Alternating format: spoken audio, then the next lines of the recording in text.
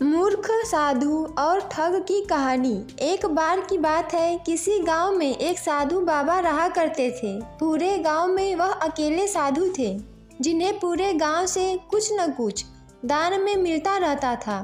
दान के लालच में उन्होंने गांव में किसी दूसरे साधु को नहीं रहने दिया और अगर कोई आ जाता था तो उन्हें किसी भी प्रकार से गांव से भगा देते थे। इस प्रकार उनके पास बहुत सारा धन इकट्ठा हो गया था। वहीं एक ठग की नज़र कई दिनों से साधु बाबा के धन पर थी। वह किसी भी प्रकार से उस धन को हड़पना चाहता था। उसने योजना बनाई और एक विद्यार्थी का रूप बनाकर साधु के पास पहुंच गया।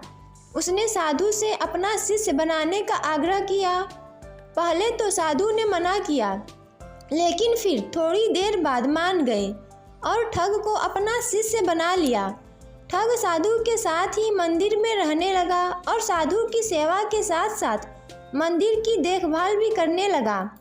ठग की सेवा ने साधु को खुश कर दिया, लेकिन फिर भी वह ठग पर पूरी तरह विश्वास नहीं कर पाया। एक दिन साधु को किसी दूसरे गांव से निमंत्रण आया और वह शिष्य के साथ जाने के लिए तैयार हो गया। साधु ने अपने धन को भी अपनी पोटली में बांध लिया। रास्ते में उन्हें एक नदी मिली। साधु ने सोचा कि क्यों न गांव में प्रवेश करने के पहले नदी में स्नान कर लिया जाए। साधु ने अपने धन को एक कंबल में छुपा कर रख दिया और ठग से उसकी देखभाल करने का बोलकर नदी की ओर चले गए। ठग की खुशी का ठिकाना नहीं रहा। उसे जिस मौके की तलाश थी वो मिल गया। जैसे ही साधु ने नदी में डुबकी लगाई, ठग सारा सामान लेकर भाग खड़ा हुआ। जैसे ही साधु वापस आया, उसे न तो शिष्य मिला और न ही अपना सामान। साधु ने ये सब देखकर अपना सिर पकड़ लिया।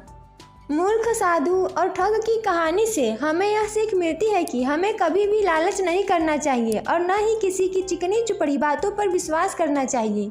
दोस्तों, ऐसे ही वीडियो देखने के लिए हमारे YouTube चैनल को सब्सक्राइब करें, वीडियो को लाइक और शेयर करें।